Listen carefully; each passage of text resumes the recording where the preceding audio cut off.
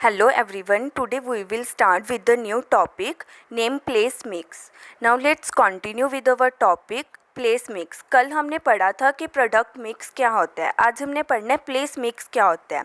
Mainly place mix क्या होता है कि जिसकी हेल्प से हम अपनी गुड्स एंड सर्विसेज को इजीली फ्लो कर सकते हैं, स्मूथली फ्लो कर सकते हैं from the producer to the consumer. और मेनली ये क्या होता है, signified two things, namely physical distribution and the channels of distribution. Place mix क्या होता है, वो जगह होती है जहाँ पे हम अपनी गुड्स एंड सर्विसेज को रखते हैं और उसका इजीली फ्लो हो सके from the producer to the consumer. अब इसके भी कुछ आगे वेरिएबल्स होते हैं like transportation, warehousing, inventory, level, channel of distribution. First है ट्रांसपोर्टेशन.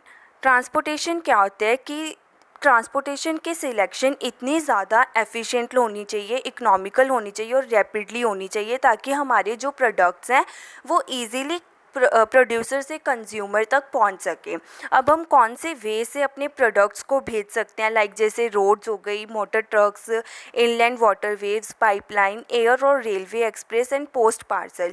इनके थ्रू हम अपने प्रोडक्ट्स को सेल करते हैं या ट्रांसपोर्ट करते हैं from the producer to the consumer. But इसमें क्या होता है कि एक मेनली क्वेश्चन अराइज होता है कि जो भी कॉस्ट ऑफ ट्रांसपोर्टेशन होती है वो कौन पे करता है, होलसेलर टू द रिटेलर या मैन्युफैक्चर टू दी होलसेलर. जो भी हमारा खर्चा होता है ट्रांसपोर्टेशन का वो कौन पे करता है. तो इसके लिए बहुत सारे अल्टरनेटिव्स बने हुए हैं. लाइक सबसे पहले फर्स्ट है free on board policy. Free on board policy में क्या होता है कि बायर पे करता है जो भी ट्रांसपोर्टेशन का खर्चा आता है from the point of shipment to the point of purchaser. Next है रैपिड और डिलीवर्ड पॉलिसी. रैपिड और डिलीवर पॉलिसी के अंडर क्या होता है, सेलर पे करता है जो भी ट्रांसपोर्टेशन के ऊपर खर्चा आता है, सेलर पे करता है all the shipping cost from sellers point to the consumers point. Next है freight allowances policy in which sellers allow the buyers a certain portion of the transportation cost. अब इसमें क्या होता है कि सेलर कुछ पार्ट बोलता है कि थोड़ा बहुत बायर को पे करना पड़ता है from the seller to the buyer. तो मतलब मेनली यही होता है कि ट्रांसपोर्टेशन में क्या होता है कि हम अपने प्रोडक्ट्स को कैसे ट्रांसपोर्ट कर रहे हैं from the producer to the consumer और उसका जो भी हमारे खर्चा होगा वो कौन कौन पे करेगा. तो इसके अंदर बहुत सारी पॉलिसीज़ बनी हुई हैं जिससे क्या होता है कि हमें पता चलता है कि बायर को पे करना है या सेलर को पे करना है.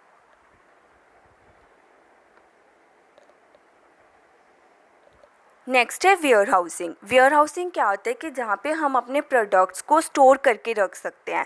लाइक जैसे इससे क्या होता है कि अगर हमें अपने प्रोडक्ट्स को स्टोर करके रख लेंगे तो हमारे जो भी डिमांड, अगर डिमांड इंक्रीज़ होती है या सप्लाई इंक्रीज़ होती है तो हम उसको ईज़िली कंट्रोल कर सकते हैं इसकी हेल्प से, वेयर हाउसिंग की हेल्प से. उससे क्या होता है कि हमारे जो प्रोडक्ट्स होते हैं वो पहले ही स्टोर किए हुए होते हैं. लाइक वेयर हाउसिंग किसके फॉर्म में हो सकता है, लाइक जैसे रूम हो गया या बेसमेंट हो गया. इनकी हेल्प से क्या होता है कि हम यहाँ पे अपने प्रोडक्ट्स को स्टोर करते हैं और जब भी हमारी डिमांड इंक्रीज़ होती है या सप्लाई इंक्रीज़ होती है तो हम अपने प्रोडक्ट्स को ईजिली वहाँ से लेके स्टोर में लेके जा सकते हैं.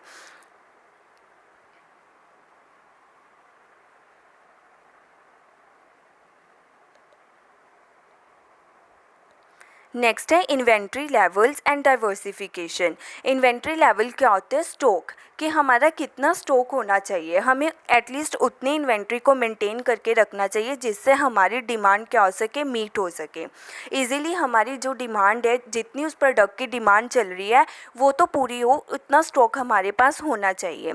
और स्टॉक को मतलब स्टॉक हमारा इन्वेंट्री लेवल का डिसीज़न बहुत ज़्यादा केयरफुली होना चाहिए कि हमें कितना स्टोर करके रखना है, हमारी कितनी इन्वेंट्री होनी चाहिए जिससे हम इजीली डिमांड को मीट कर सकते हैं.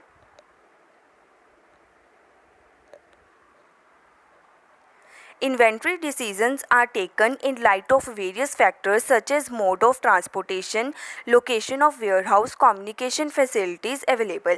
अब इससे क्या होता है कि हमें इन्वेंट्री का जो भी देखना होता है ध्यान में रख के करना होता है कि हमारा जो खर्चा है वो ज़्यादा इंक्रीज़ ना हो जाए स्टॉक का.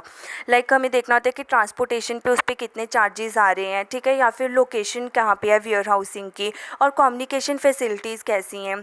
तो ये सब कुछ ध्यान में रख के हमें अपना इन्वेंट्री लेवल मेंटेन करके रखना चाहिए.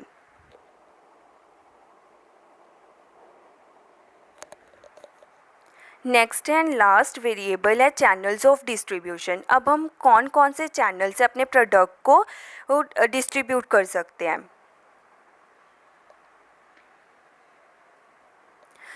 जैसे इसमें क्या होता है, डायरेक्ट मार्केटिंग होती है। डायरेक्ट मार्केटिंग की हेल्प से क्या होता है, हम अपने मैन्युफैक्चर को डायरेक्टली सेल कर सकते हैं। जैसे इसे मैन्युफैक्चर और कंज्यूमर का डायरेक्ट लिंक होता है, डायरेक्ट मार्केटिंग होती है। बट कई बार क्या होता है कि मार्केटिंग में इंटरमीडिएरीज भी इंक्लूड होते हैं, डायरेक्टली सेलिंग नहीं होती कंज्यूमर से मैन्युफैक्चर तक या मैन्युफैक्चर से कंज्यूमर तक। उसमें एक इंटरमीडिएरी भी होते हैं, जैसे एजेंट्स हो गए। तो वो डिपेंड करते हैं कि कौन कौन सी फॉर्म में और कितने इंटरमीडिएरीज हैं। ये फॉर्म अपना सोच के रखते हैं कि उसको कितने इंटरमीडिएरीज की ज़रूरत है। यही 4 वेरिएबल्स हैं प्लेस मिक्स के। Thank you, that's it for today's video.